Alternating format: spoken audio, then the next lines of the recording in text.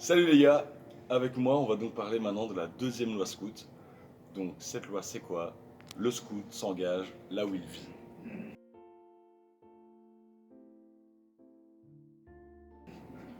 Bon, je sais, ça peut paraître un petit peu flou, ça peut paraître un petit peu vague, mais d'ores et déjà moi je vous propose de remplacer le mot s'engage par s'implique. Parce que je trouve que on, on a plus de facilité à trouver à quoi correspond le mot s'implique. Mais qu'est-ce que ça peut bien vouloir dire au final, s'engager là où on vit? Eh bien en fait ça peut vraiment être tout et n'importe quoi. Alors pour vous citer deux exemples extrêmes, on pourrait prendre par exemple le scout qui va ramasser un déchet dans la rue, qu'il trouve ou dans son jardin ou même à terre dans sa propre maison. Ça montre une sorte d'engagement là où il vit pour ne pas laisser le déchet à terre et le mettre à la poubelle et le ramasser. Dans notre cas, un autre extrême, on peut également peut-être penser aux politiques, à un bourgmestre, à un échevin, qui va lui s'engager dans sa commune pour transmettre de bonnes idées et pour faire vivre la commune de la meilleure façon qu'en tout cas lui le pense. Rien que de penser à cette loi, c'est déjà super important et c'est surtout déjà presque gagné. En y pensant, vous aurez envie d'agir de la sorte. Alors ce qui me plaît le plus dans cette loi, c'est vraiment ce qu'on puisse la considérer comme un épanouissement personnel. Oui, oui, vous avez bien entendu, un épanouissement personnel, car tout simplement, en fonction du tempérament et du caractère de chacun, vous allez pouvoir vivre à travers cette loi une sorte de fierté. Si vous vous engagez là où vous vivez, lorsque vous avez fait une action, vous vous sentirez bien, vous vous installerez dans votre canapé et vous serez là, ah c'est pas mal ce que j'ai fait, et vous serez content. Et ça, la satisfaction, c'est super important. Pour vous donner une petite idée de ce que moi j'interprète par cette loi, je trouve que c'est un message subliminal qui pousse chacun de vous, chacun de nous, à être acteur de sa propre vie.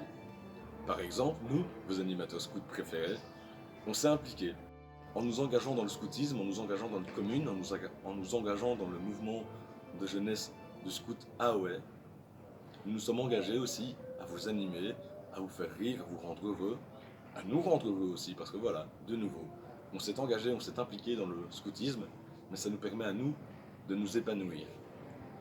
Alors évidemment, on fait ça pour vous épanouir vous en premier, mais c'est du donnant-donnant, et c'est ça le but de la vie, c'est que tous les parties soient gagnants. Il faut savoir prendre en âme et conscience le temps que vous voulez donner aux autres, le temps que vous voulez donner à vos espoirs, le temps que vous voulez donner à vos envies. Alors, l'engagement pour moi c'est aussi une énorme part d'initiative. N'oubliez pas ce mot, l'initiative c'est super important.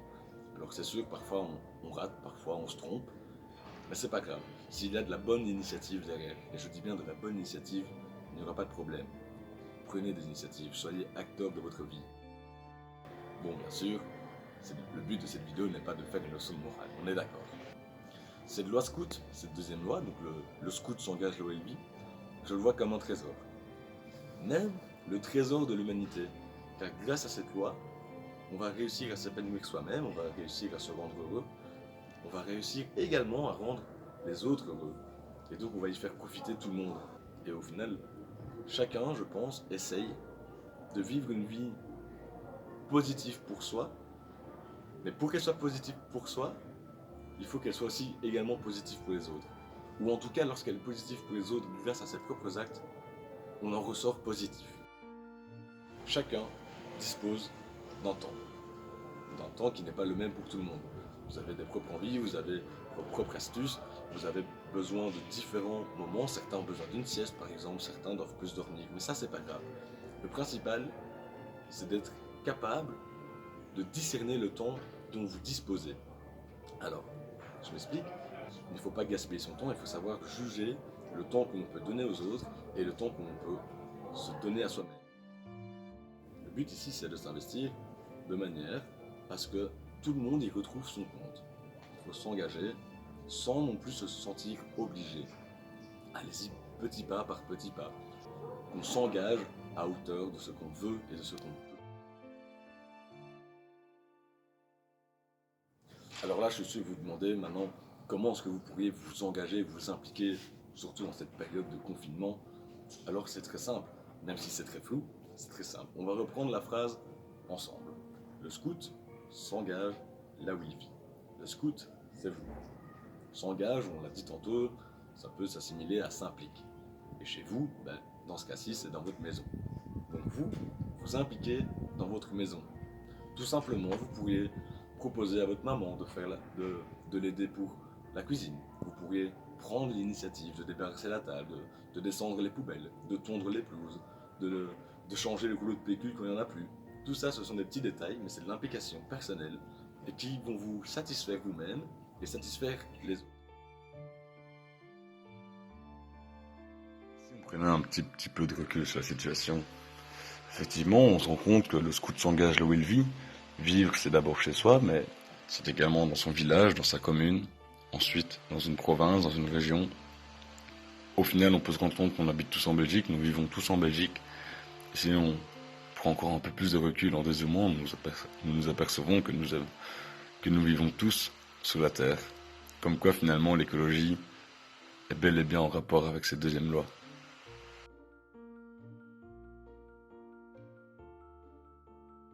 S'engage là où il vit, mais nous vivons partout. Nous vivons sur une terre entière, et donc c'est aussi à nous de nous impliquer pour apporter du bon, de l'espoir et de la joie sur cette terre. Alors voilà, tout simplement, lorsque vous partez en voyage et vous voyez une personne âgée qui a du mal sur le passage piéton, aidez-la. Prenez l'initiative de lui tendre votre bras, faites-lui traverser le passage piéton. Et vous savez, je me demande bien lequel des deux sera le plus fier de lui ou lequel des deux sera le plus content. Entre la vieille femme qui sera contente qu'un petit jeune l'ait aidé, ou entre un petit jeune qui sera content d'avoir aidé une vieille femme. D'ailleurs, vous savez quoi? Nous sommes, comme vous le savez, en pleine période de pandémie du coronavirus. Eh bien, cette pandémie nous met à rude épreuve. S'engage là où il vit, c'est également respecter les règles. Et donc, si vous respectez les règles d'hygiène, de distanciation physique, je n'aime pas le mot social, donc la distanciation physique. Si vous respectez toutes ces mesures, vous amènerez un bien collectif pour la Belgique, mais pour éviter la propagation du coronavirus. Et donc ça, c'est très important. Sur ce, je vais devoir terminer la vidéo. J'ai tout de même bien hâte de vous retrouver dès qu'on peut et de pouvoir faire un chouette football avec vous ou d'autres activités toutes plus folles les unes que les autres. Et en attendant, restez bien chez vous et surtout prenez soin de vous. Allez, ciao les gars!